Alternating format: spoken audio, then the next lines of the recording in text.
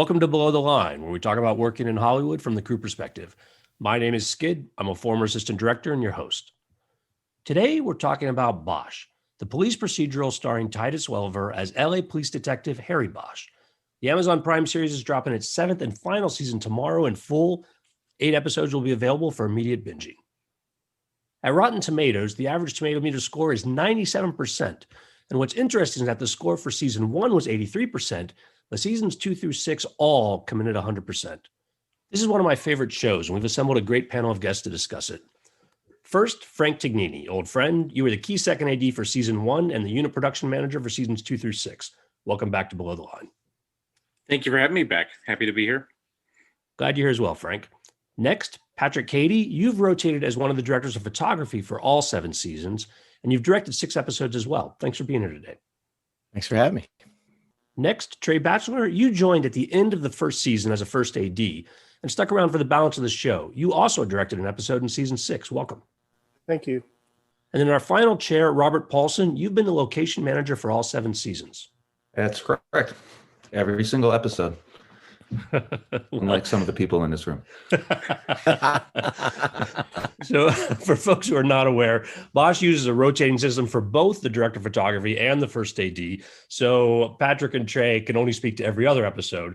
Frank, of course, you can speak to all the episodes, but you're only on, set for that first season, right? As UPM, you're one of those office UPMs, right? Like you're sitting back in the office and not really involved in what's going on anymore. Is that right? Exactly. I mean, I got a team like these guys. I didn't have to do much. So I just was like, oh, Trey, Patrick, and Robert, I'll sit in my office, watch movies, stuff like that. They handled everything else. It was perfect. So. Well, guys, good movie selection. It's true. Well, guys, excited to have you guys all here today. Let's go back to the beginning of the show. Quick note for listeners, this is a spoiler warning for seasons 1 through 6. I came in late myself, and so I wasn't aware at the time, but Amazon actually did just the pilot and then got audience feedback before committing to that first season. Now, as I understand it, none of you worked the pilot. Is that correct? Correct, yeah. Correct. But then the show comes back for a full season, actually does some reshoots on the pilot. There's some recasting, as I'm aware, and maybe some other things. They add some scenes or there's some changes as well. Was there much of the crew in any department that came from the pilot into the rest of the show? And where did season 1 kind of go from there for you guys? I think the accounting department was the only ones that rolled over, to be honest with you. Yeah, I was the DP on those first, I guess, episodes 2 and 3 of that season. And we ended up, I think that's how we did it, right, Frankie? We did 2. Oh, yeah. And we reshot a quarter maybe of the pilot because of recasting. Yeah, when we came back to shoot the series, we did episodes 2 and 3 together, as well as like 4 or 5 additional days of reshoots for the pilot. And then we did episodes, I think, 5 and 6 together. And then after that, we did 1 episode at a time. It was a little odd and disjointed. A lot of it was to group locations together. I'm sure as we get into it, we had a lot of interesting locations, some stuff that we had to like almost direct hit when we were able to get to them. So logistically it became a thing, but first season was a lot of that. It was a learning experience as to how we would move around the city over the next 7 years. So what I think is one of the interesting aspects of this show is that it's not a simple police procedure where each episode is its own case. Rather, each season is based on a couple of Michael Connolly's books, and they're sort of tied and woven together so that over the course of a season, the characters are going to change and there's going to be evolution, but it's really going to be a full story and there's going to be a full end before we move on. In that first season, though, you're really establishing the language of the show, the approach. LA is a huge part of it. Tell me more about that first season and how things came together for those of you who were there. Well, I know when I interviewed for the job, it was with we didn't interview together, but it was me and this other cinematographer, Paul Summers, and we had worked on another show before and we met on Cold Case. And I think I got the job pretty quickly because I started talking about the French Connection right away. And those films from the 70s were a real determiner on the look of the show. They really wanted the show to feel gritty and raw like the French Connection. We talked a lot about handheld and just being really in all the environments. And so we started talking about the city as a location right away. And I showed digital stills. I didn't even have dailies of a show I had just shot previously in Chicago where we used that same approach, where we used a lot of the existing lighting in the city. And I think for Peter Jan Brugge as the producer and for Michael and Eric Overmeyer, that was really attractive. And so that was where I started in thinking about the show. I'm sure Robert had already gotten the, and I know the other thing that happened really early for me was getting introduced to Eric's idea of things being very real. So the police set that was being built, when I first walked through it with Chester, our production designer, I suggested the idea of transom windows in one part of the bullpen. They're not there. You know, if you watch the show, they're not there. And he was like, well, why do you want those? I said, well, then I can indicate time of day pretty easily. I can fake sunlight or nighttime. They could be frosted. Doesn't have to create a lot of trouble, but it would help us sell time of day inside this room quickly. When we see it, we'll know. And he said, yeah, but there's no windows in the real precinct. And I said, I don't care what's in the real precinct. And then we were looking when it was getting dressed. There's this main hallway that goes into the bullpen, and there was a soda machine and a shoe shine stand right in the way of a sight line that would let you do long lenses, seeing people in the bullpen walking towards you. And I turned to Chester and said, why is that there? Like, we can move that, right? It could go on the other side. Well, that's where it is in the real place. And I couldn't get it. I was like, why on earth are we going to lock ourselves to this real location that we're never going to be in? And they had been in it on the pilot, but I knew that no audience, having been involved in other shows, the changes you can make from houses and stuff it's astronomical. But then I realized as the show went on, even in further seasons, I started realizing the genius of that approach, even though it makes us crazy on the physical production and sometimes, is as soon as you don't even trim any of those corners, you don't smooth any of those rough edges, everything really feels very real. Everything really feels like you're actually there. So even if you build the set, the audience never questions what's a set or what's location, because you're going to these locations that are sometimes, on first look, you look at it as a team and you go, why are we here? This is unfilmable. But it turns out, well, that's the holding cell that people are put in before they go into the courtroom. So we're going to shoot in one of those. And you're like, okay, it's full of plexiglass and reflections, and I'm going to just suck it up, and here we go. And I don't know, Robert, like what you were hearing from Eric, but for Chester, he said, well, this is how Eric did everything on the previous show that he worked on him with. And this is just what we did. And it became the way we approached all the locations. The Hollywood police station is an interesting one because we did build that like to the inch. We would go there and shoot in the parking lot the first season. And we never filmed inside. There was one time, it was the second season, even as a location manager, I hadn't gone inside. And the sergeant said, oh, we'll just cut through the back and go through the front. I said, oh, that's great. And we started walking through, and I finally saw it for the first time. I knew where to go. I knew where to turn left, where to turn right, because I've been on our stage set so many times. But it is a place we try to be exacting and with our locations. First time I had to use the restroom inside the precinct, I knew where it was because it's in the same place on the set. It became like almost the bane of our existence, though, like that attention to like locations that we had, because we, a lot of it stems from the books. If you read Michael Connolly's books, when he's describing a certain location, or like just how Bosch would travel in the books from like one location to the next, he's taking the right streets, he's making the right lefts and rights. Our producers all were like, okay, well, we're going to do that.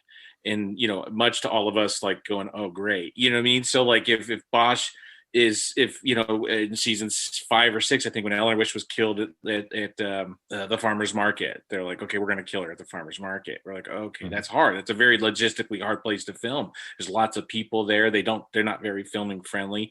We filmed at the real morgue. Like, oh, it's got to be the real morgue. And I think we're the last show ever to film at the real morgue because there was a lot of, we actually had people coming out of the freezers where there's countless dead bodies, just because it was like we wanted to have that realism. All our police locations were real ones. I think we had a place in Tehachapi. We drove 2 hours to Tehachapi just to film outside of it. So the logistics of that were really hard, especially putting a 8 to 9 day schedule together when you got to travel all over the city. If the script reads that they were in, Beverly Hills, we would go find a place in Beverly Hills. If they were, when you're building schedules and you take a script, you want to break it down by locations. You want to find groupings and your anchors and stuff like that.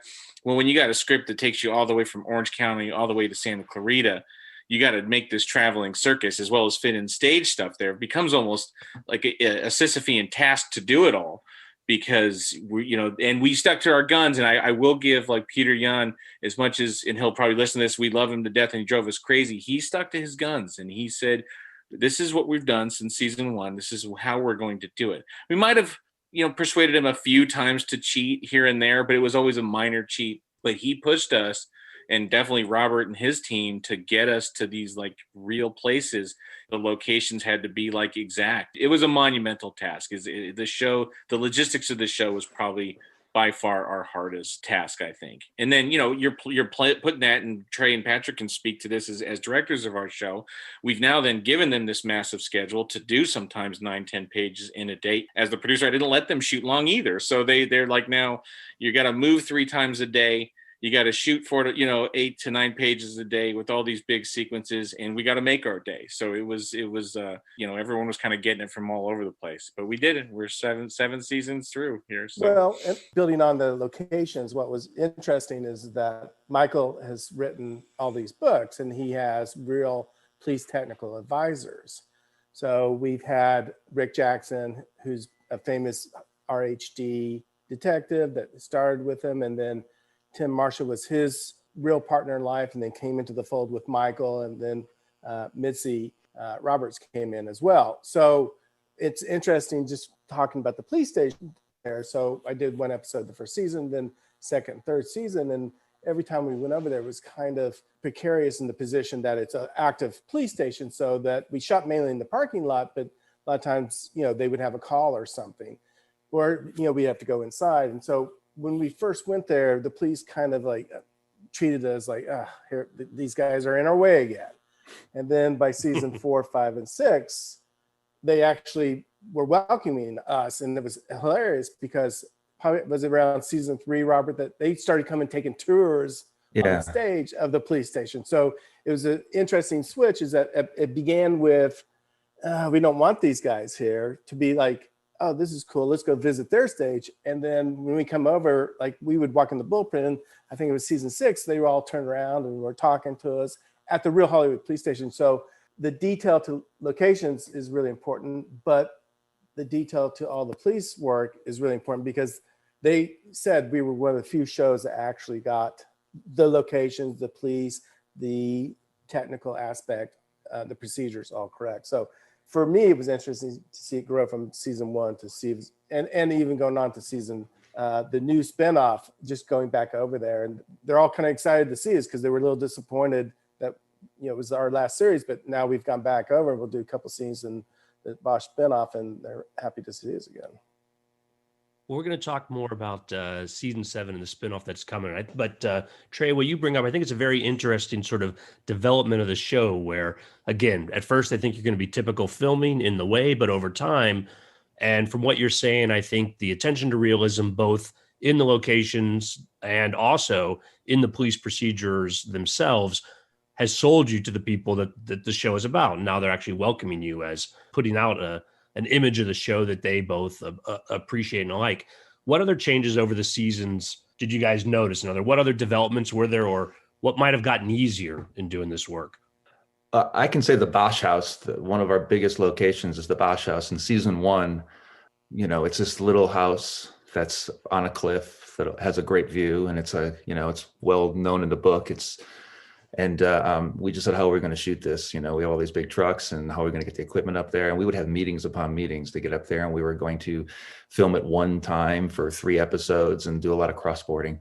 And that first season, we kind of muddled through with different kind of plans. And then as the seasons progressed, the trucks got smaller. We became a company that wasn't 48 footers. We were 10 tons and shorty 40s and things like that. And then it got to the point literally that, I'd look at a schedule and say, the Bosch House. Okay, cool. That's going to be easy on that Friday because I know how to do that. And all the neighbors knew us. And oddly enough, that became a very easy location over 7 seasons. And I think that's part of it. As we went on, we learned what's the best way to move around the city as efficiently as we could. First season, you do the normal things. Like Robert was saying, you have the big trucks, you have all these things. And we found ourselves getting into some of these smaller places. There was also the harder part, as we moved on, less and less parking became available. Downtown got a little bigger. There was Joe's parking lots everywhere 10, 15 years ago. Now you'd be lucky if you find one, And so we had to get smaller, and we had an amazing crew like Derek Colas and Jason Andrew, our gaffer and our key grip. They then season 2 would come to us and say, hey, and this is rare because a lot of Grip Electric guys, they just want all their stuff, but these guys knew that they needed to strip down, right? So they would talk with Patrick, and they would talk with Paul, or they would talk with Mick D, who was one of our DPs, and then they would all speak and say, okay, we're going to strip stuff down. We're going to get into smaller trucks so we can move quicker. Actually, we split up the electric truck so we could piggyback, which was a great idea that they came up with, so that it was like, this small one's going to go here, this one, because we, without a doubt, we would move 3 times a day, and that's not even exaggeration. And sometimes like 20 to 45-minute company moves. It was one of those things, when you move in the movie business, technically, you got to load up the trucks, move, then unload the trucks, then get set up. You lose that time, right? And so we had to go, what can we do to make up that time? So we'd actually have multiple trucks, and we would split up the packages, and they would go, this truck's going to go over here. It was a little harder with our camera truck. And we actually at one point had this yacht-like thing for the camera truck. We called it the Whale, and we kept fighting. We had to get this, and that our was camera guys were horrible. like, we're going to streamline this. And we got a smaller truck. I don't know how they somehow got this NASCAR like mechanics vehicle to be but we fixed that pretty quickly. But being able to hit piggyback and move quicker, because we wanted to give more times, because we were shooting a lot of scenes a day, give more time for our directors and our cast to shoot the scenes and get the proper coverage. And we, being real, the reality of things, we had people, Peter Youngbrugger, Hedmer Baston, our producers, they're big fans of Connolly. Peter produced Heat, so that's like the typical, the everything everyone looks to when it comes to a lot of cop procedurals, anything Michael Mannish, right? It's that kind of, so we had this like high bar and standard to try to live up to at least that type of energy, that type of that realism. Michael Mann, when the cast is flying in an airplane, he actually takes them up and fly them in the airplane, which we would do too, stuff like that. You know what I mean? It's like, it was just pushing us and pushing us. So we had a good enough group that they all thought, which was awesome. Everyone just worked together to get us where we needed to go. Like, I know that they would go to our first ADs and they would say, hey, what don't we need? Because I'll start moving it. It's rare that you get a group that is so cohesively can move. We had the same departments. I can't speak to season 7. I didn't do that, but I know 1 through 6, the same groups came back every year, except for our prop department. For some reason, we kept having to get a new prop department every year. I'm not sure what that was. That was like the Albatross was the prop department. They changed every year for some reason. And to be fair, it was a really hard prop show too, so. But also, Frank, I think it was the crew.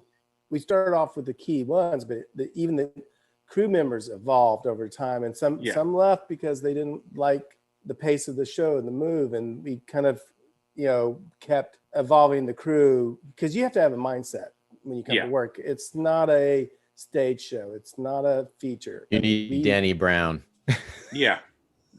And people evolved, which was, again, to Frankie and the producers bringing in the right people to do that.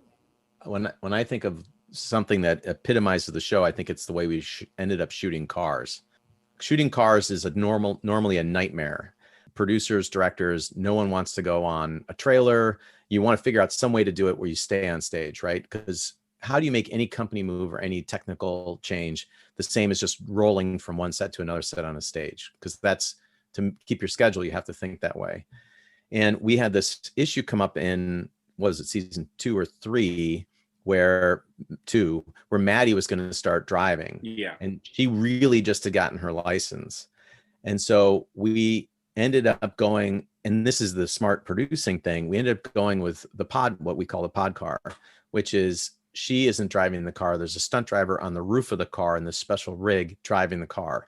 As soon as that happens, now you can just hard rig 3 cameras anywhere you want on the car. No one needs to see, the cast doesn't need to see. But now you can go down the narrow streets of the Hollywood Hills. Everything feels very real because the actors are in the car. The actors are at the steering wheel, at all the bumps of the road. You feel in the camera and everything. And then you add Jason Andrew and Danny Brown, who eventually became our A-camera first AC and our key grip. And they start doing things like, if our big video cart is lower, we can just roll it into a van as the follow van. And you start making all these little changes in your overall approach so that when you go from stage to rolling down a street, doing a big scene with 3 cameras on a car, you should be able to go from one to the other in 20 minutes, which is the same as rolling in, or half an hour, same as rolling in, rehearsing, and starting a scene on set. As soon as you achieve that, you're winning, but you need everyone involved. If you have one person being like, oh, all right, we're going on the car, and they start dragging their ass on doing that, you're screwed. So you need everyone to be committed to it. And you need everyone thinking. I always say it's that extra 5%. That's the hardest 5% to find, where that extra bit of work beyond being very good at your job to being indispensable at your job is that extra 5% of work, which is the hardest part. But when you have someone like the crew that we accumulated over the seasons was ready to do that and enjoyed doing that, knew that they weren't going to be bored at work. Well, and driving was such an integral part of the show. Anyone that has seen it sees that Bosch travels so much, and not even just Bosch. You got to go with J. Edgar, and you go with all these different characters. And again, as Patrick said, once Maddie started driving, it became, oh, how do we do this? We can't have a 16-year-old drive our camera operator in the back of the car in LA traffic. As we all know, it's hard enough to drive when you don't have a camera in there. So the pod device became such a big tool for us, and especially the traveling that we do. We spent countless days standing on street corners, charting paths to, Robert's, the grids he would have to get us in order to drive. And it couldn't just be a square, because like I go back to the realism that was cast upon us. It's like if they're driving from Los Angeles, all Hollywood out to Chatsworth, we had to travel streets that could actually get us there. And so it was logistic, and just being able to be on that pod car. And we had this great pod car driver, Conchnell. He was like the guy. He was also Titus's stunt double. And Alex Daniels, our stunt coordinator. The two of them they put the trust in them to drive these cars where we needed to get, and we could travel and just blow through scenes. And I know Titus really loved it. He's not a good driver. He's going to listen to this. I'm going to tell him he's not a good driver. He'll be the first to tell him. But it's also hard for him. He's on the phone. He's talking on the phone. He's acting in scenes. They're driving. It's all this stuff. It's just, I'm sure it was very liberating for them as well. We had to do it so he could back out of spaces because he's that bad of a driver. But other than that, it was fine. He couldn't parallel park. He could, yeah. But I think Robert was a really integral part in that, because not only permitting and doing stuff, but Robert had a great relationship with our officers, which again, Kenny and Tim. So I'll let Robert's worked with them. Yeah, we have we work with retired and mostly use retired LAPD sometimes to set security, but we not security, I'm sorry, for driving shots and things like that. But we use active duty guys because they carry more of the authority of the LAPD, and we have two guys with Tim Crabtree and Ken Snowden that are just great, and they talk to Trey, and Trey says, here's what we need to do. And they're able to almost always make it happen. And they performed some magic in Koreatown, on a busy Friday night when we had, some driving shots, and we just sort of showed up and did some shots. And to saying what Frankie was saying, is like, I don't recall maybe a handful of times of us saying, let's shoot this street because it looks like it would be on the way to that location. It's always, well, what streets would we be taking? And just recently on the show we're working on now, there was a big argument over whether we would go eastbound or westbound over the Vincent Thomas Bridge to get to a certain location coming from that. So those are the kind of discussions we have, which makes it more interesting to show all in all. So I want to ask a little deeper question on this sort of idea of the realism, because on a TV budget and schedule, I could see, yes, we're going to follow that. We're going to catch a lot of realism because we're sticking very much to what's actually happening. But then it becomes a talking point, and there really is the logistical challenges of just getting it done. But you guys have gone beyond that in the sense that when I watch the show, I do feel like I'm in LA, and not in a way that's distracting from the story, but it very much breathes and goes to the next level, that there must also be an intention beyond just being real, that you want to feature that, or you want that to be a character in the show. First and foremost, I think there's a lot of prep put into it. There's a lot of thought, and it's back to what Frankie was saying. We have a Peter Jan Brugger who, starts with Robert and Paul locations, and they start in Chester, and they do a lot of research, and they look at a lot of locations.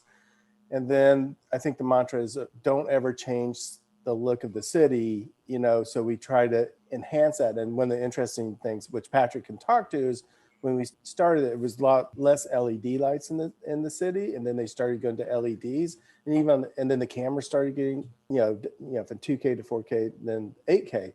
So to answer your question, there's a lot of prep put into it for preparing for actors going to shooting range or training and stuff like that. And then a lot of prep work as far as picking locations and then making those locations look real. Most TV shows don't put this much thought in before you actually go. You'll do as much as you can, but I think there's so much thought put in before we even start pre-production is a key. And then Patrick can probably speak to the lighting and just the changes that's gone on. The big thing that no one thinks about that helps sell it all the time is that we don't do what I call illustrated radio, where you do one big wide shot that sells where you are, and then you jam into a close-up tighter than anyone sees anyone on Zoom for the rest of the scene, which happens all the time. Since television's a writer's-based medium, a lot of times writers like seeing all their words as if they're the most important words. And so they end up seeing everything in close-up. And the problem with that is now when you're cutting a scene, where do you go when you really want to emphasize someone's emotional response or line? And Eric Overmeyer, the showrunner, is really, really smart in that he hates that kind of close-up unless it's really warranted.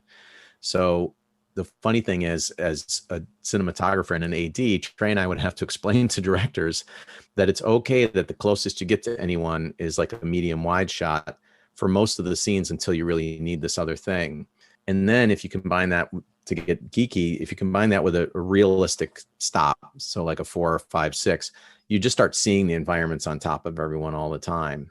And we would get in trouble too if we oversold the location. Like if we bend into a pretzel to see the Hollywood sign, that shot would not get used. If the Hollywood sign just happens to be there, that shot will get used. So Eric has a real aesthetic of, because he's originally a playwright, of the cast of characters come into the scene, they perform their scene, you stay with the characters, and then they leave the scene, or you leave the scene as early as possible. And if you do that in medium shots instead of close-ups, you see where you are all the time. And if you don't work too hard at trying to get the location featured, you just end up in it all the time. And I think that's the intangibles that make that work, is the size of the frames that we're often shooting people in. Speaking to the location aspect of it, Paul Schreiber, who's the other location manager on the show, and pretty much he focuses on the scouting almost solely, would attest to this, that we tend to shoot the LA that people who live in LA see, and not the shows that say, hey, this is an LA show, look at the palm trees, we're at the Santa Monica Pier, and everything. That's not to say we don't look to Michael Connolly's books, who picks and chooses specific locations that are iconic, and they do become part of the story. But we tend to be in alleyways or houses. One of my favorite locations is where Waits in season 1 was pulled over and initially arrested. I mean, it was just we had to shoot it twice, but it was a heck of a location. But it was just great. It's like people don't see that area of Los Angeles, and they don't see the parts of Koreatown that we go to, or even downtown. As you know, there were seasons like Angel's Flight, season 4, where we shot Angel's Flight and built more, but that was sort of speaking to the history of Los Angeles and the tunnels and the red car line, and it was very intricate to the story. But one of my favorite things about this is that we are shooting, like I said, locations that people in LA go, oh, that's where I get my coffee, or oh, that's my sandwich shop, and not, oh, that's Rodeo Drive. Angel's Flight had been closed down for years, and it was just opening up, and somehow, because of Michael Connolly's relationship, I mean, we were the first people to actually film it, even before like the public got to see it. Yeah, it hadn't even opened for the public yet. They were going to have a big grand opening, but Michael Connolly has a lot of I don't want to call it connections, but he's just got a lot of relationships, fans and relationships, because his, LA is such a character in his books, and he writes about the place. It goes to back to the locations thing. We never changed the name on any place. We used the names of every location we went to. And I think this goes to your question too, Robert, is that the reason it feels so real and so everything is because of the attention to detail to travel in the right places, that if we're in Sherman Oaks, we're in Sherman Oaks.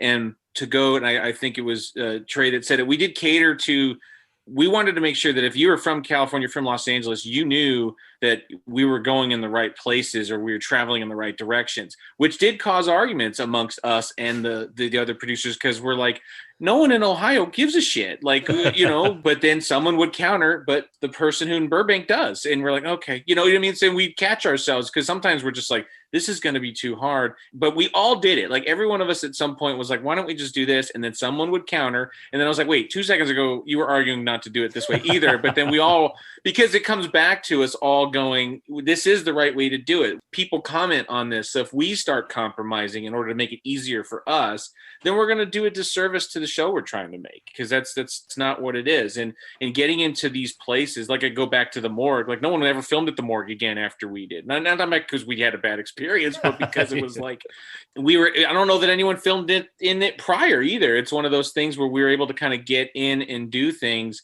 that other people were. I mean, there's just and we'd also have to look, and I know this was hard for Robert and Paul, just in Chester, Kaczynski, our production designer, of just each season going someplace new and featuring some part of LA, because the LA there's a reason why Harry Bosch lives in a house overlooking LA, because LA is a character in the story. Something that was like our mantra. It was like the ethos of the show. We would do things in which I thought was cool, because every year we would just talk cameras. We talked cameras with Patrick and whoever, and I don't want to say who. We had multiple. Patrick was our consistent. We did have other cinematographers come in. I think Michael McDonough was our one that stood with us the most as Patrick's counterpart. But we would do a lot of things, and Peter Yan was really big on this, about like testing sensors, because we did a lot of night filming, just whatever we could do to make sure we see outside of the cast. We love our cast, that we'll talk about them, I'm sure, at some point here. But our biggest thing is we want Titus's face in the frame, but we want to see what's behind him. We want to see the city behind him. And it goes to what Trey was saying, that the lights changed in the city. You can't photograph the city like you did back in the day, back in the 70s. Everything's like, power, what is it? The energy saving stuff now, and you get a different look. So boring. It's all one color. Exactly. But each year we would go out, and one night, and it would always fun. It'd be Patrick and us, and we'd go and we'd just take the camera and we would just go different, like the Angels Fight night, for instance, and we just go see what it looks like at night. And how do we properly capture that? We'd go to the Bradbury building and film it. All this prior, just so that we make sure that the detail of the city and of the locations can be seen, as well as Titus and his his eyes. It was definitely a fun part of it. Most people don't like doing camera tests, but we did fun ones and stuff like that. Well, that's a top-down decision too, to spend the money to actually go to the location and test on the location instead of shooting charts at Panavision. To go out at the Hollywood sign and look out with Peter Yan and really shoot as if you're shooting scenes for the first episode. That's not common, but it should be. It's certainly common in a feature. You would do that in a feature of a certain scale. But I know for me, this was the first TV show where we did that all the time, or the tests in the tunnels, like really extensive tests that I know drove everyone crazy to schedule and get the gear for and crew up for. And then as soon as you're done shooting them, you're like, well, that was absolutely worth it, because it's going to make us faster on the day. Bringing this back to your point full circle, that's in the details. That is the prep. That's the long range thinking, like, let's go out, take a look at it. Patrick and I did the bank shootout, and we rehearsed that. And Frankie, we went out and scouted. We did a lot of prep work to make that work. And it was a huge shootout. And it's still, I guess, people talk about it today as one of the better TV shootouts, but that was a lot of prep work. I mean, Frankie can attest to that. Yeah. So it's again, getting stunts, it's doing camera tests, figuring out time of day, when to shoot stuff, make it look good. Yeah. And also with Robert, getting all these locations, because sometimes, we do things where guns come out during a rehearsal, or you're doing speeding cars, and that's the stuff Robert doesn't like to hear until we lock the location down, because they might not want us to come back for that location. Yeah, it was like 2 seasons ago. It was kind of fun. I was just standing around, and then we're doing a rehearsal at a location, and it involved some guns. I wasn't aware that rubber guns were coming out, and I just happened to see this kid who's skateboarding along, and he ducked down behind a car and started crawling along. I'm like, well, what's going on? He's like, those guys, they're just pulled out guns. I'm like, oh, no, it's a rehearsal.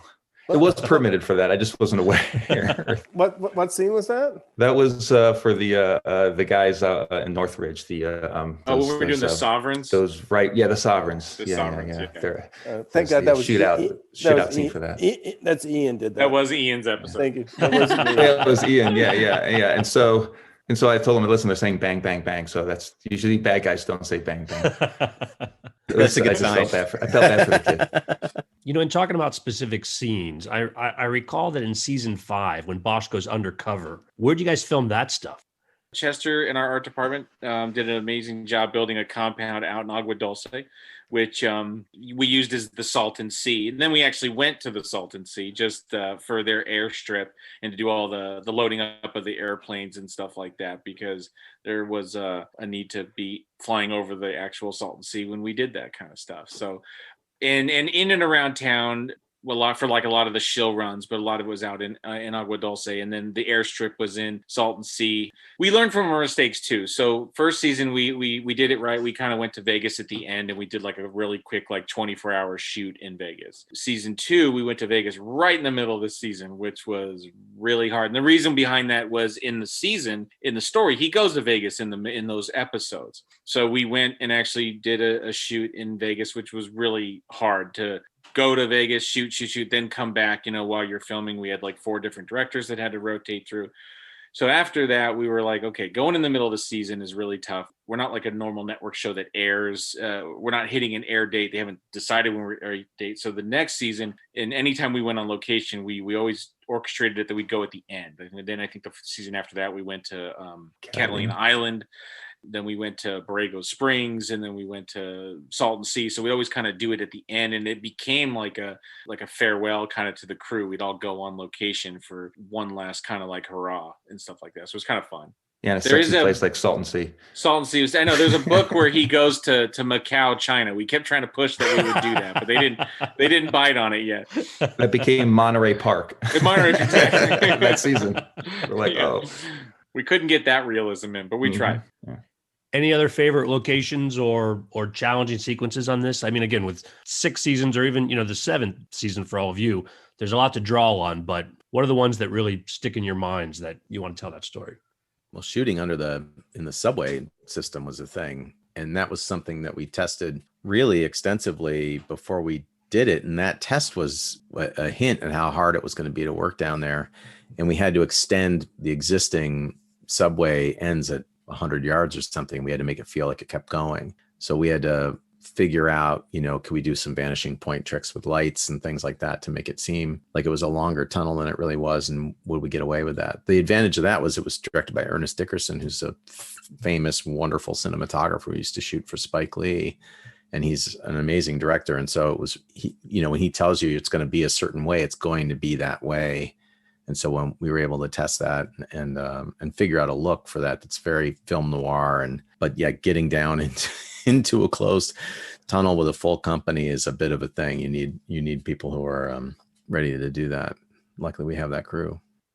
Yeah, Vegas stands out for me too, because not only were Robert and his team able to get us access to massive places in LA, the access they gave us in Vegas was insane. We went to the security room in the Aria, and we watched them watch poker play. You know what I mean? There was this bank of monitors, and we're really in there getting to see them watch people for cheating and all this kind of stuff, and just filming on the strip, just driving on the strip. And we would just go right in the middle of the traffic and get out there, and then Titus would drive alongside everybody for that realism, and just being able to be within those places was pretty impressive in its own right, and getting into the underbellies of the casinos and walking through the backstages and stuff. And then Angel's Flight stands out. I think no matter what we do, at least in my opinion, through our 6 seasons, that was probably the most iconic shoot for us. We spent so much time there to be able to shoot it at night during day. It had been closed down for years. So to be able to really be on it, travel on it, ride on it, and do all those things was something that'll always stick in my head, memorably. And for folks who haven't seen it, Angel's Flight is the cable car that goes up the hill in downtown LA. And like we said, spoilers, but there's a murder. But you guys were all over that location for the whole season.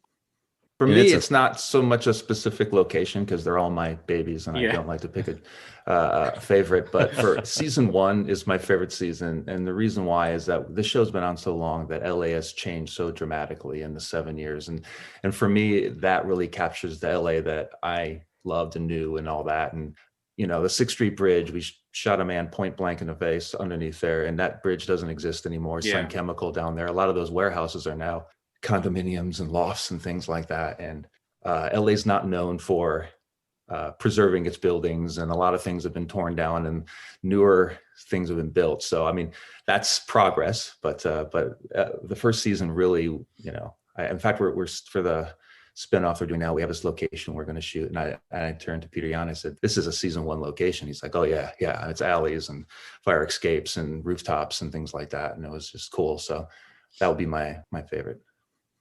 I think for me, it was, the morgue. We actually shot at Cal State where they actually have to do the bullet test, the forensics and all that stuff. And, we're actually going into where the sheriffs or the LAPD will fire bullets into the water so they can do caliber tests or matching, all sorts of stuff.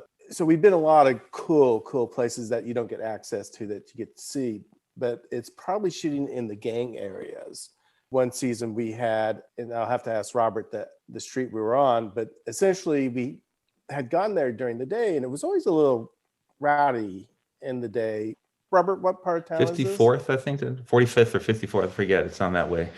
And Near so Arlington. so the interesting thing, we had a night scene there. And so we were moving from a day scene to this place. And then our key second, Parker Clemente, is over there early. And even when we go there during the day, it was colorful characters. They had a market there. They had like a little 2 markets across from the street, and there was kind of a division there. And one street actually had a marker out there where they do quarter-mile racing. And, it's a urban neighborhood, and they had like a little pizza place next to it and little shop. So it was kind of interesting. It wasn't a lot. And then Parker calls and says, well, we've had something going on. And they were actually having a wake across the street. It was like this classic pet store that was probably from the 60s, and it was like hand-painted signs, and apparently the owner of that had died. And so Robert has locations people down there, and we're supposed to be keeping stuff clear, but essentially what happened was that, I don't know how much Robert wants to say, but Robert hires people to kind of protect us. But at one point it kind of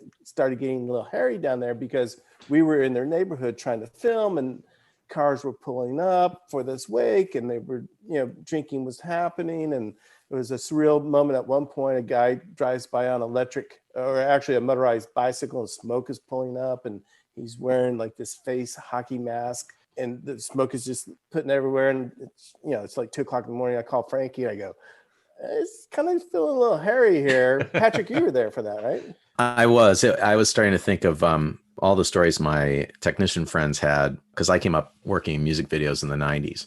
And I was like, oh, is this one of those things where we're going to wish that the Condor has, plywood in it in case shooting starts happening? If they start shooting at the lighting to make us go home. The neighborhood, not wanting you there. And that's a rare occurrence on our show to feel a neighborhood say, look, we're having a wake here. We don't want you here. You should go. And it was like, oh, we should shoot and get out of here. We should respect this neighborhood and leave.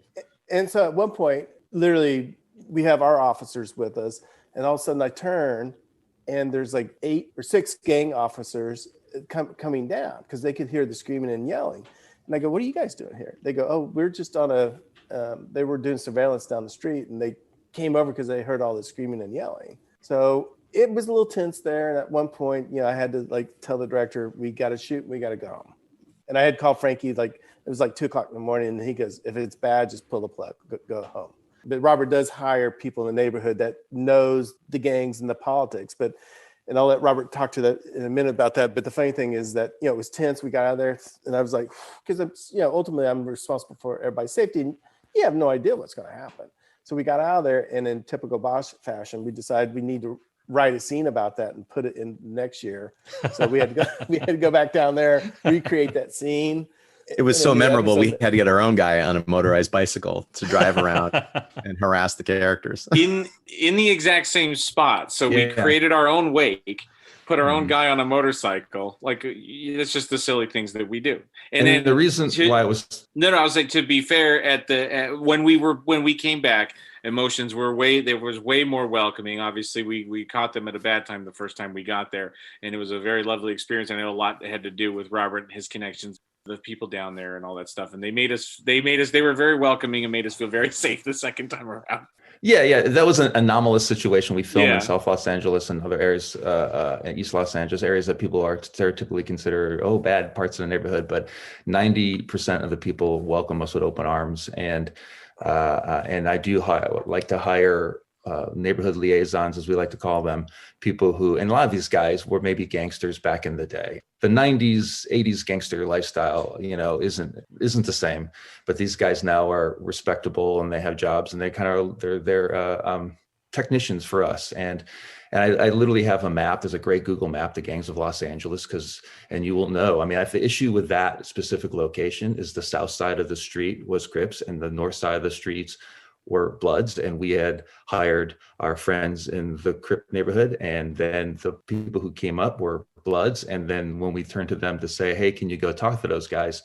They're like, oh no, we can't go talk to those guys. So it was just one of those things like, okay, now I know I have to hire both. So that's when the map became very popular. But no, most of that was a great neighborhood. There's some people that I still kind of reach out to every once in a while. And in fact, Iron Man, who was the guy who was with us that night, and then the following night who passed away last year. And there's just you just realize there's a life out there that we try to capture, but it's reality, and we're just making a silly TV show sometimes. Well, and I think that the show was eye-opening for me personally. There were places that I wouldn't think to go to. Like Lemur Park is never an area I ever thought I would visit in Los Angeles. It's kind of towards the airport and stuff like that.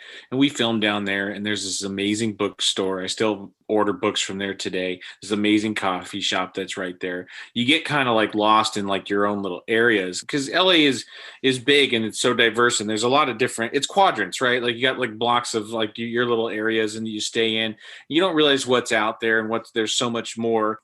The show was eye-opening, and you'd sometimes, years ago, you'd think, I'm not going to go down in an area like that. And then you go and you film in the area like that, and you realize that it's humanity, and they're respectful, you're respectful, and it was a nice experience in that aspect, just to kind of learn about the different communities and to be in the different communities, because we never were in the same one twice. We went all over and met all sorts of folks from every walks of life, from religions and races, and it was and the show encapsulated that a lot too, and it was educational for me. It was great. Like I just felt there's so much of this city that I lived here for 12, 13 years before I did Bosch, I'd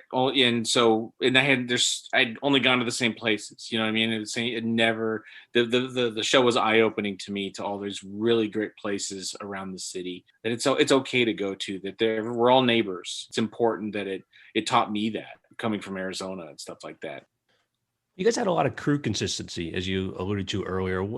With the challenge of the show, what do you think was the special sauce that kept so many people coming back season after season? I take full responsibility for it. I was going to say a lot of them came back for season 7, so I don't know. I wasn't there. Shit, it wasn't. Then I left. In fact, I think a few came back that left. But anyway. I think it was global.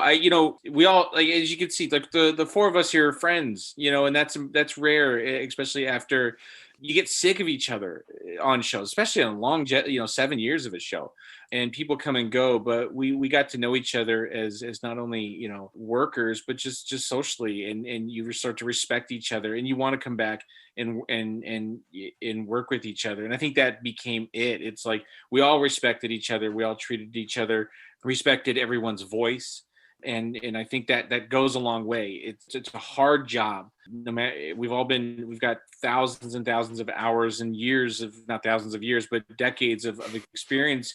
We've all worked with different people. And I know, Skid, you've been in this business, and I know you've dealt with some of the personalities, and there's a lot out there. So to find a group of people that you really enjoy, and look, the best part is we could get chippy with each other and then realize in the next day that it's over with. Everyone always says, oh, it's the best crew. I have a family. It was more than that, because look, I don't hang out with every one of them, but we talked to each other. And I think that's the most important. We communicated with each other. None of us felt we couldn't come, air our grievances and or our problems, and we would all solve them together. And that goes from everyone, not just the four of us here, but our other AD team, Ian, Caleb, and Gene, and our second Jay, and then Robert's team, to Brad, to and Patrick's whole team from his camera department. We keep mentioning Danny Brown. Danny Brown's our wonder kid. He started out as our film utility loader, and he started operating. He's working for me now in Picard. I stole him. You know what I mean? So it's just like it's just that kind of thing, because you just get this group, and I think a lot of it was the people, because it was a hard show. There was definitely easier shows out there, but there wasn't one person, at least in my opinion. And look, I'm the producer, so people are different to me than they are to everybody else. But I know that wasn't the case here. I know that everybody treated each other with respect, and I tried to do that as well. And so did Jamie Boscard Martin, who is my partner, my other co-producer, and Peter Yan. And Peter Yan's a taskmaster, and he's tough, but he respects everybody. And we all know that what he is hard as he can be to push us to do the best we can. That's what he's doing. He's pushing us to be the best we can, even though it's hard. As we used to joke, there's the comment, we don't do anything because we shouldn't do anything because it's convenient, right? We should do it because it's the right way to do it, the right thing to do. I don't know, I'm going on a tangent, but I think it comes down to just everybody wanting to just continuously be together. Going off Frankie's point here, which I've seen throughout the years, is that, I showed up, no one knew me. I had worked with Peter Yan years ago, but like literally when I first saw him, it's like we hadn't seen each other in 15 years. But I'll never forget, I was like, my second day there, Michael Connolly, who I had read his books, kind of just came up to me and said, hey, Trey, I'm Michael Connolly. I want to say thank you for coming in and helping us out. And then like Henrik Bastian said something, and Eric Overmeyer. So when you have producers and showrunners and people at the top, and I've seen them do this to PAs. I've seen them to do it. And I saw Michael Connolly do this to someone the other day. It was saying, thank you for coming in and helping us out. It just goes a long way. It's amazing to be on set with him. And here he is surrounded by everyone making these books he's created from nothing, from thin air. And we're making them real. And he is so collaborative and open, and of course, he's a genius writer. So every now and then, if you get caught and the scene could use a little something, he has such great ideas, and they just come like really quickly. And at the same time, he's glad that you're there and it's all working. It goes a huge, yeah, Trey's absolutely right. That goes a long way. I've been on shows, and it's just like the producers, they feel like you owe them something. Like you should be happy you're there. And our producers, Frankie on up, feel like, oh, we're lucky to have these people. That's overall guidance. I mean, I know Robert feels that way. I mean, Robert won the location manager of the year. Was it last year, the year before? No, I'm serious. But it's like, it's 2019. And because of the pandemic, I got to hold that title for 2 years. So, yeah, so I was pretty happy. Was it a belt that you... Yeah. But it's like, having this producer support really elevates us all, and at least makes you want to come to work. Yeah, and just to speak on Michael Connolly, yeah, he is. I mean, it's like he's a rock star. I mean, he's got a fan base that is so deep, and it's the reason why the show is so successful. Is that there's so many people who want to watch the show. I have to admit, I had never heard of Bosch before I started on the show, and I was like, oh, it's this little books, okay. And then I would go out scouting and say, well, I'm working to show Bosch. People like, Bosch, come on in. This is great. Oh yeah. And then police officers, it's like, I feel like now I can be pulled over and say, I leave my dashboard, I leave my show card on the dashboard that says Bosch. So in case I get pulled over, and guys go, oh yeah, Bosch. Not that's ever happened, and it just speaks to the kind of person Michael Connolly is too, because people just love him, and the police love him, and LA Times loves him, I think. I don't know. And it spreads out through the whole show. He's a good guy. Because he's a good guy, we all are good, try to be good guys and be like Michael. And so how did your cast fit into all of this? Because this is a hard show, right? And you're talking about the crew coming together, but sometimes cast can be separate from that. Sometimes cast is really integrated in that, for better or worse as well. They were definitely integrated. I'll give Titus a lot of credit for the, I think, cohesiveness of the crew, because he became friends with everybody as well. And he knew everybody's name, which is rare, and not to knock actors, but sometimes they come in, they do their job, and look, they have a hard job in their own right. They have to be in a certain headspace, and then they move on. They don't really get to know everybody. Titus knew everybody. He had his own little things with everybody. He texts me to this day. He's bummed I'm not there. Like, he's one of the greats. He really is. He's an insane fan of film. His film knowledge is almost unmatched. He's fun to talk movies with. He does little ticks. And if you watch Bosch, he does a shoulder tick a lot. And that's, Toshiro Mifune. He's like all in on that stuff. There's little sight gags that he does with the dog. Coltrane is straight out of like the Road Warrior. That was a big thing for him to get a blue heeler dog to. There's even a shot at the end of that season that's from The Thing, where there's the dog in the shadow. Like, and that's all him and Ernest and Patrick and everybody just trying to infuse their. It's funny because the show's not like an Easter eggy geeky kind of show, because it's a cop drama, but there's a lot of Easter egg geeky people on the show that are trying to put all that stuff in that people do catch. Like, when they watch it, they're like, oh my God, like, that's a kind of a thing right there. And he was a blast. And what was interesting to go back to, like, Madison. I think when Madison, who plays Maddie, his daughter, she's prominent in the books. I don't know if they ever had a plan to make her more prominent from the season 1, because season 2, she wasn't, but you saw this connection between the two of them as every time they were together on screen. And I know Eric and Peter Jan and Henrik and everyone's like, there's something there. We need to capitalize on that. So she obviously grew, like, her character grew, their connections grew. And that was a very important thing. And then J. Edgar, he's my favorite. Titus, I'll tell Titus he's my favorite, but J. Edgar, Jamie Hector, the loveliest. I love him so much. Talk family with him. It's funny, anywhere we were in the street, like, people recognized him from The Wire. I remember we were filming downtown once, and we wanted this camera position inside this store. It's not something I think that we had initially planned on the scout or anything like that. It's just one of those organic things that came up. It'd be cool if we could put this camera right here. And so someone went in, I'm not sure if it was Robert or Peter on, to ask if we could go in there and shoot. And the owner of the store said, yes, if Jamie Hector comes in and signs my Wire poster. Like, they saw him and he came in, signed it, and they gave us the spot and we shot it, And then Lance, the great Lance Reddick, the best posture in the history of television. The guy's amazing. And Amy Aquino. And even Creighton Barrow, who I think were voted like some of the top 10 best side characters in television. It was a great group. They're so much fun. We had a blast with every one of them. I built a relationship with them because I was the second AD for a season, so they kind of were able to know me. A lot of production managers do sit in the office and they're not as hands-on. I like to feel that I was more hands-on than the average bear, but I had built a relationship with them prior because of being on set and being the AD. So when I moved forward and I moved up and Peter Young promoted me and stuff like that, I was able to still keep that connection with them. And to this day, there's no other cast members in my 20 some odd years of television and features that I still talk to, except for the cast of Bosch. And I think what happened is that when you have a number one that, is a nice guy and is a good actor, I mean, that's another thing too. It's funny.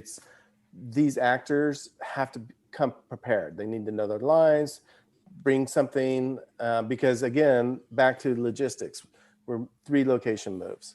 We don't have a lot of time to sit down and do rehearsals. And also Titus knows his lines.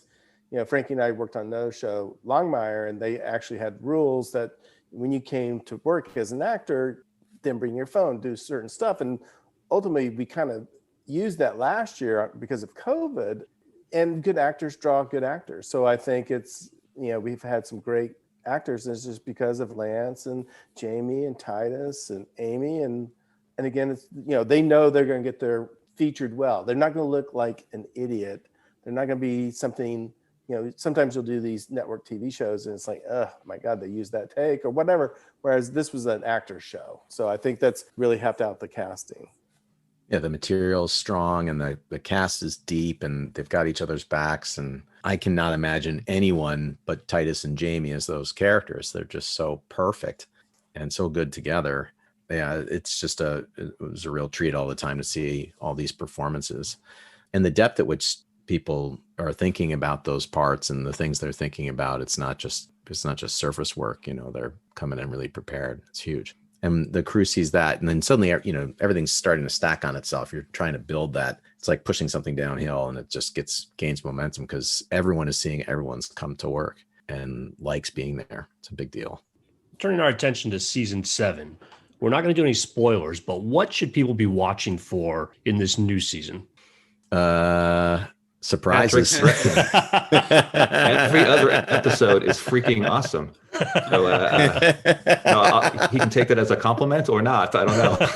Oh my God, because we have 2 directors. No, they're all great. But no, Patrick took the bull by the horns, and he's directing, and that's kind of awesome to see him be a director. It was great to work with a director who was a DP on the show and knew what we needed and how it works. And sometimes it's hard. And sometimes I'm, can be the bane of their existence with a location, but the flexibility he showed as a director is, pretty awesome. So I know that's not necessarily on the screen that we were looking for, but I was very happy to see Patrick as director last season. So I have to pay Robert a lot of money right now. I know. Yeah. I looked down, I saw my Venmo win ding. I'm like, okay, good. Here's All right. I can talk good. I have to say that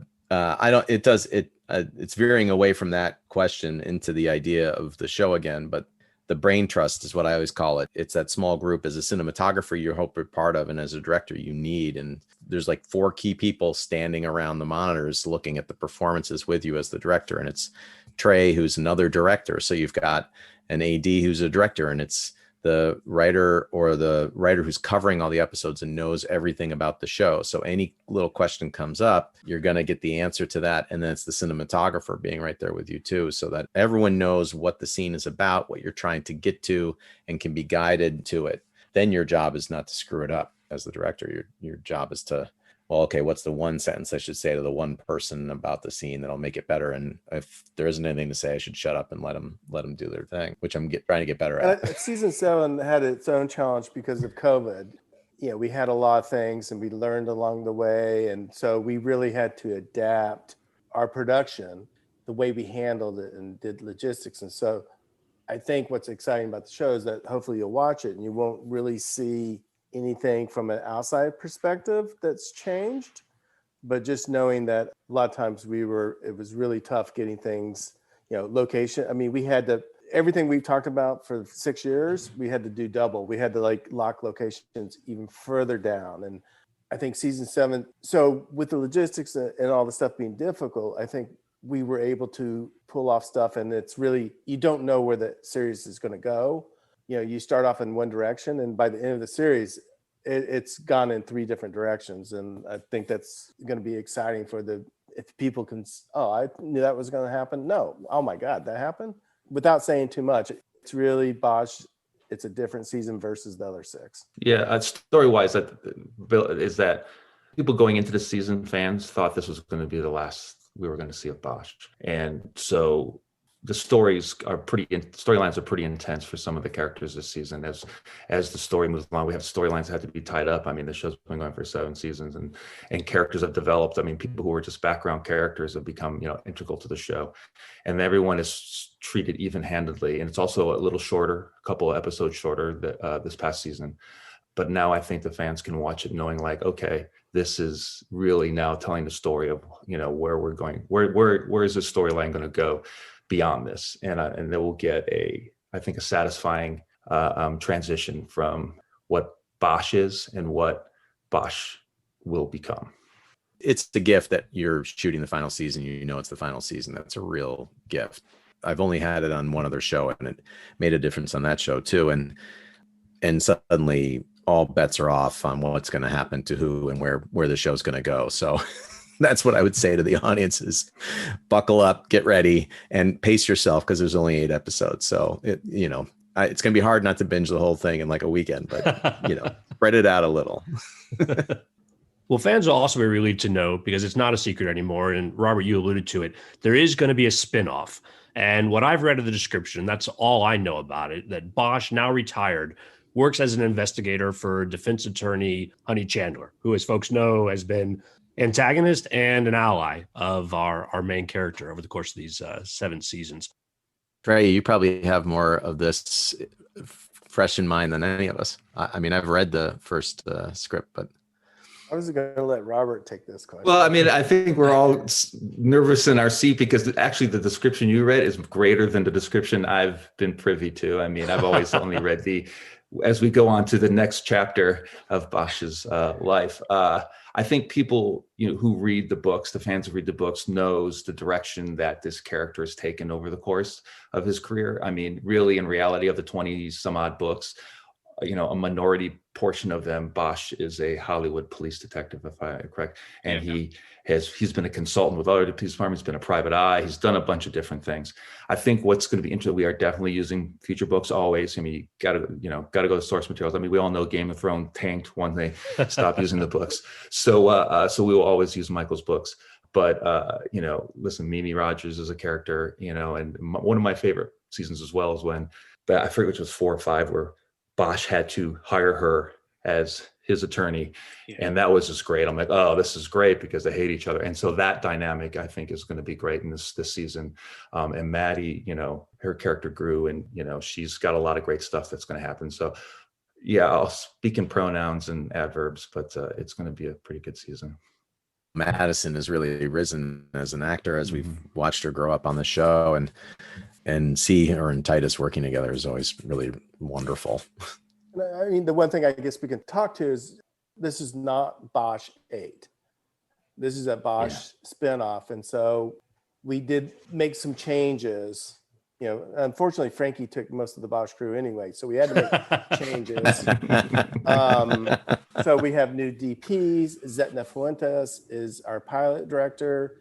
And I was just reading the press release to make sure I didn't get in trouble. So we know that Titus Welliver is coming back as Bosch. We know Madison Lentz is coming back. And we know Mimi Rogers is coming back. So it's going to have a bit of a more female-centric point of view versus then a male point of view. So obviously Bosch will always be Bosch, but it's our first episode. We definitely are following the other characters a little more than we would. And you'll understand that after you see season 7. And back to Robert's point, at the end of season 7, you'll see some clarity what's going to happen with the Bosch spinoff. The other thing too is, so we've brought in some new departments, and the idea is to make, there's DNA of Bosch that people love. So, we'll see some familiar locations in it, and then we're going to see a lot of new locations in it. And visually, it's going to be a little different looking, but yet again, you're always going to know that. What's great about it is because I actually did a pilot in Atlanta, and starting off fresh, you have to establish the worlds and establish the characters. What's nice about this is that we're getting a fresh start, and these characters are all going different directions.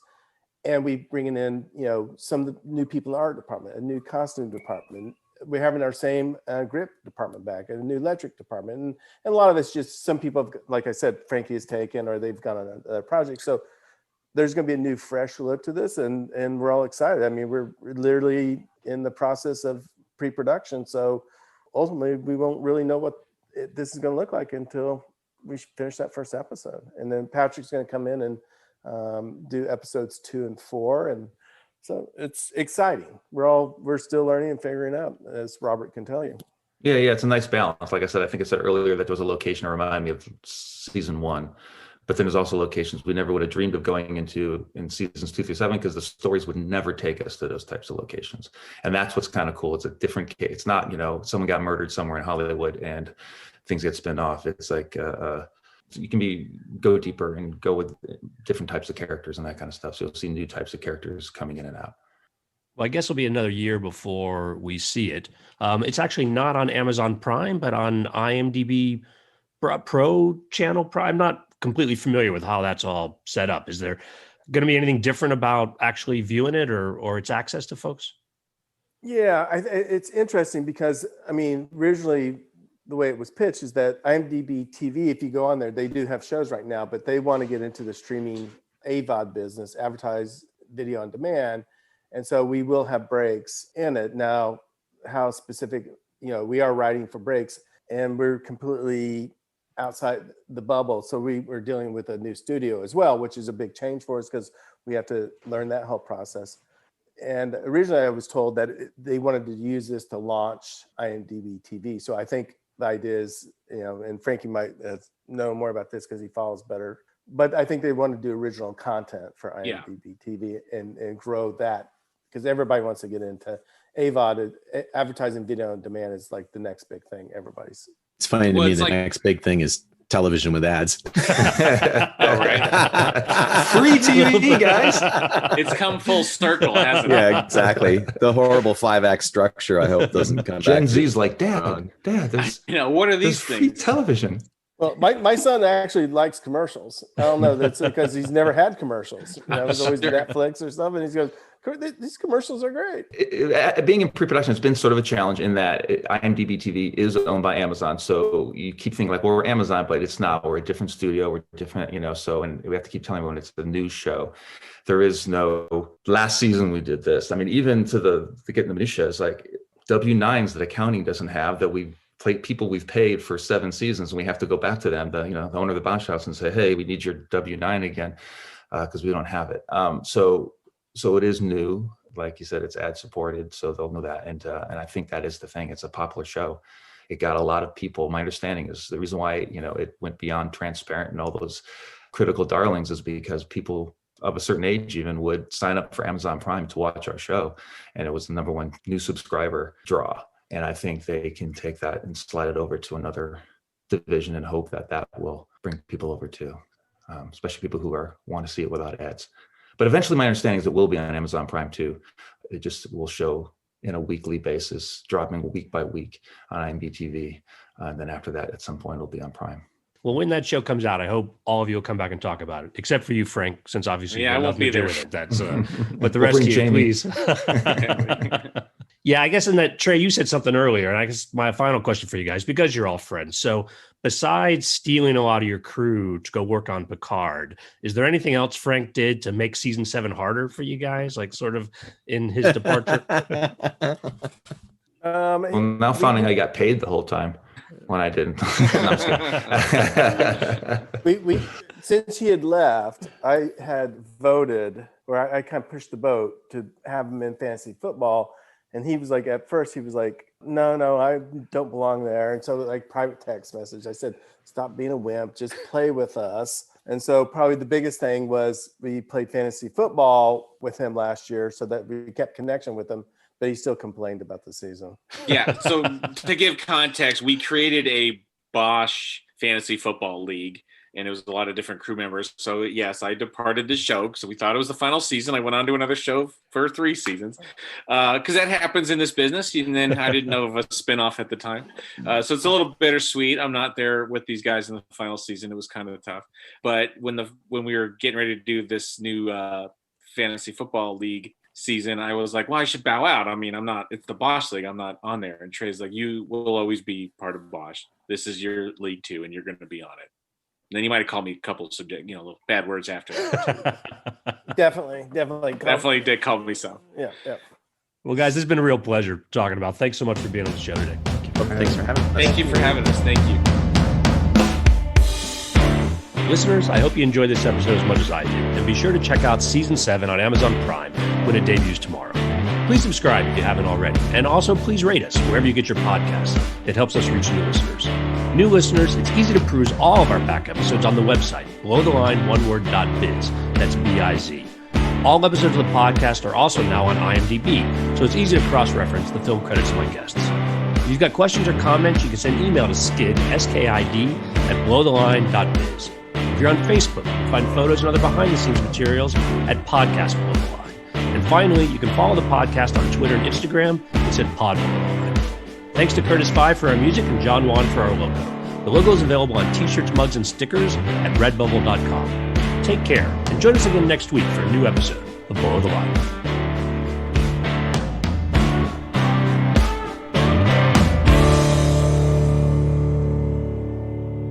Hey, are the sirens on my side? Is that me? Not I me. hear. Yeah, it's not on my side. That's Ken and Tim. You heard us talking about him. I live near a firehouse, so it's an occasional thing we can't.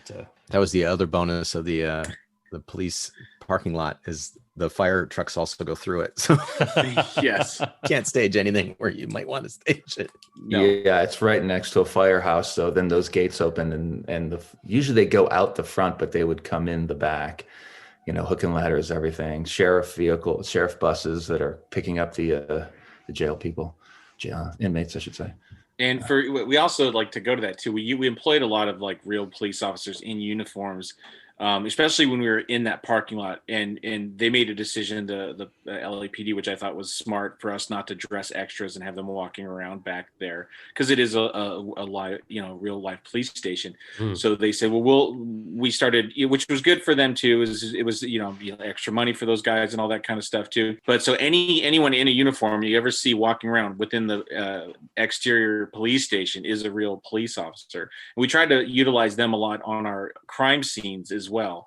We had a sign up sheet that Tim, our tech advisor, and Mitzi would get some of the, when they were off duty, they'd come and sign up for us. And it was always tricky because you never knew if we needed 8 real life police officers, would be great. And on the day we might end up only getting 4 because they got called into duty or something like that. And we just worked around it. We did whatever we could. We were happy to have them when we could. I'm going to take a quick aside, Frank. I think I hear when you tap the desk for emphasis. So just as a warning, that's okay, not necessarily bad, but people might wonder. Been warned. I've been warned. It's sitting on my hands. Trey one strike. is so we will recast you and redo the podcast if we need to on this. That's perfect. I think Trey said so. About 182 times, so you're gonna have some editing to do there. So I was trying to keep that tapping was me actually tick marking every time he did it. Just so you know. I bet like a drum I solo. did say it more than 10 times. I think I might have said it more, to be honest with you. Yeah. Thank you for pointing that out, because I said it in my mind and then started talking afterwards. Oh, he's such a jerk. I swear to God, this guy. He's just got a face like a jerk. He's got a face like a jerk. When you want to do a Picard one, we can kick these guys out. I'll bring some other dudes. It'll be great. Cool. I'll bring all the guys from Bosch that I took over. That'd be great. Yeah. Oh, That would be awesome.